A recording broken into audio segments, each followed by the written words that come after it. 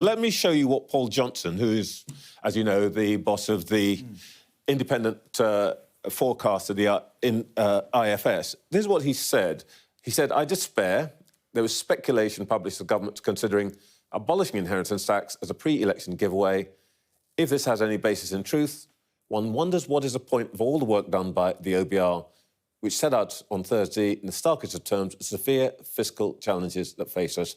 What is the question to which abolishing inheritance tax is any sort of plausible answer?" What is the question to which it's an answer? Well, look, newspapers spend their time having to fill the columns, right? And they write stories.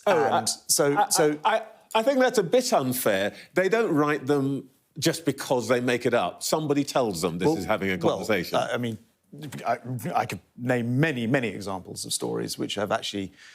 Okay, well, we don't do that at Sky here. Of course not. But nonetheless, you're taking it from a story in the paper. Look, it's right that every single tax is kept under consideration. I mean, I just mentioned, I think that inheritance tax is particularly punitive and unfair. But nonetheless, we also understand that we're in a fiscal straitjacket. And the Chancellor said only last week that, you know, looking ahead to the autumn statement and the budgets, that he doesn't see room for tax cuts. Again, you're asking me about something for which decisions haven't been made, and you'd expect those to be made properly by the but there is a discussion to be had about this. And I think what most people, and this is what I guess Johnson was saying, are puzzled by is why get into a tizzy about this one. It only affects 4% of estates, raises maybe $7 billion, mostly from very rich people. It is not going to fill the holes that the Chancellor's got to deal with, which are much bigger, and you're going to create a big political storm over something that's really quite small beer.